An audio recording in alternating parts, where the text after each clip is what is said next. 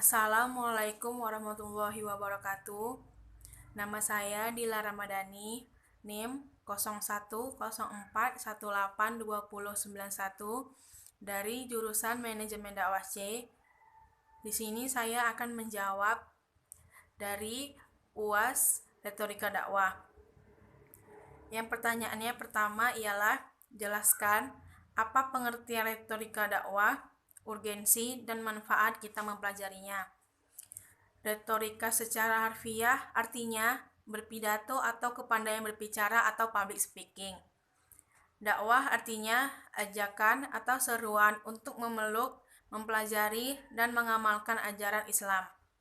Jadi, retorika dakwah adalah kepandaian berbicara dalam mengajak orang lain untuk memeluk, mempelajari, dan mengamalkan ajaran Islam. Urgensi retorika dakwah adalah ceramah, pidato, atau khutbah yang merupakan salah satu bentuk kegiatan dakwah yang sering dilakukan di tengah-tengah kehidupan masyarakat. Manfaat kita mempelajari retorika adalah membuat kita pandai dalam merangkai kata saat berbicara di depan umum, memahami pentingnya intonasi dalam berbicara dengan orang lain, ide yang ingin kita sampaikan akan mudah dicerna oleh orang lain, dan terakhir akan lebih menghargai orang yang berbicara di depan umum. Pertanyaan yang kedua ialah jelaskan persiapan apa saja yang harus dilakukan dalam berpidato. Yang pertama ialah mempersiapkan mental dan menguasai kondisi saat kita berpidato nanti. Yang kedua ialah menentukan tujuan pidato. Yang ketiga ialah memilih dan menyampaikan pokok utama dalam berpidato. Yang keempat, menganalisis pendengar dan suasana dalam melakukan pidato. Yang kelima, mengumpulkan bahan dengan cara membaca buku, majalah, dan koran, dan sumber-sumber lainnya. Yang keenam, membuat kerangka yang unik persiapan berpidato. Yang ketujuh, menguraikan secara mendetail isi pidato. Dan yang terakhir, melatih dengan suara tegar dalam artian untuk menghilangkan gugup dalam berpidato. Pertanyaan ketiga adalah, apa yang Anda ketahui mengenai retorika dakwah sebagai sebuah seni dan ilmu? Jelaskan dengan disertai argumentasi secukupnya. Retorika sebagai seni adalah kesenian mempergunakan bahasa untuk menghasilkan kesan yang diinginkan terhadap pendengar dan pembaca dengan gaya dan keindahan berbahasa. Retorika sebagai ilmu adalah ilmu kepandaian berbicara di hadapan umum atau ucapan untuk mendapatkan kesan yang diinginkan pendengar. Jadi, retorika sebagai seni dan ilmu adalah kesenian kepandaian berbicara di hadapan umum dengan cara mempergunakan bahasa untuk menghasilkan kesan yang diinginkan terhadap pendengar dengan keindahan berbahasa. Pertanyaan keempat ialah jelaskan tentang hal-hal di bawah ini.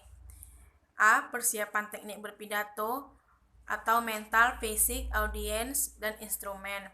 B. Teknik khitobah di ruang terbuka, tertutup, TV dan radio. C. Teknik khutbah Idul Fitri. A. Persiapan teknik berpidato.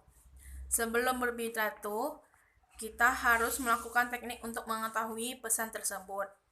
Yang pertama ialah persiapan mental. Persiapan mental untuk berdiri dan berbicara di muka khalayak. Jika persiapan ini masih kurang, cemas dan kurang percaya diri, maka akan berakibat kacaunya pidato. Yang kedua, teknik persiapan fisik juga diperlukan sebelum melakukan pidato, agar pendengar semangat jika melihat kita membawakan pidato dengan keadaan sehat dan rapi. Yang ketiga, sebelum melakukan pidato, kita juga harus melihat audiens kita. Kita juga harus menganalisa dari usia berapa audiens yang akan mendengarkan pidato kita, agar pidatonya tepat sasaran dan mudah dipahami oleh pendengar. Instrumen dalam berpidato adalah intonasi yang tepat serta volume suara yang jelas agar pendengar bisa mendengar dengan jelas. Instrumen berpidato juga bisa diiringi dengan musik.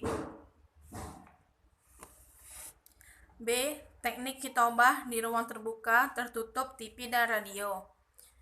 Teknik khitobah di ruang terbuka ialah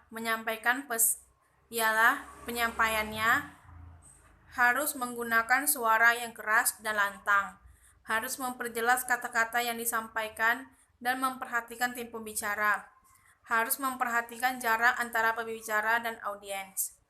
Teknik khitobah di ruang tertutup ialah penyampaiannya tidak boleh terlalu jauh dari pendengarnya, tidak boleh terlalu tinggi melampaui kepala pendengar, bicara dengan tempo yang lambat dan sesuai, dan pengeras suara harus cukup baik.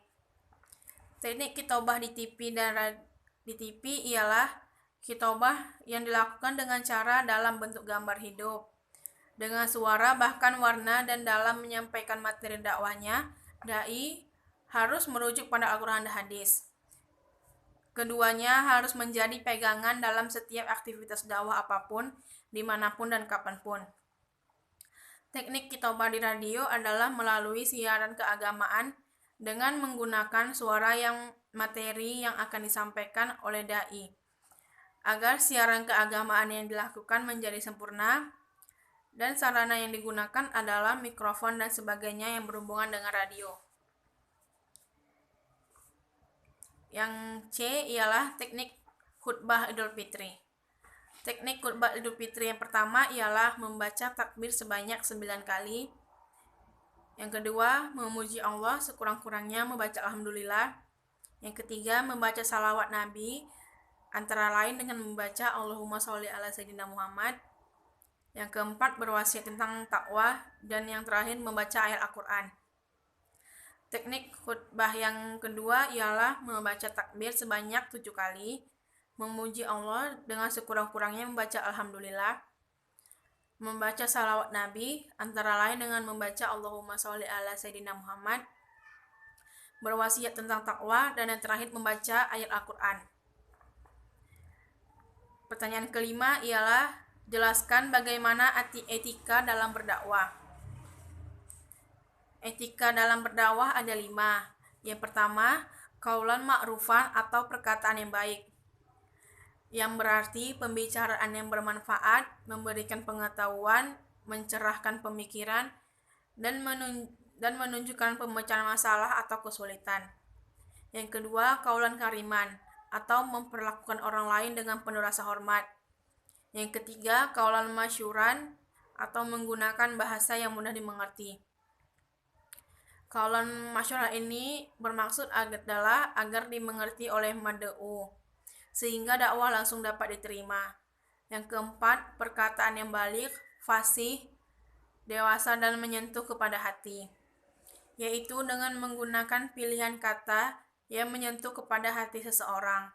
Yang terakhir ialah perkataan yang karim, mulia, hormat, dan sopan, yaitu dengan pemilihan kata yang santun, menunjukkan rasa hormat pada lawan bicara, sehingga mereka merasa dihargai.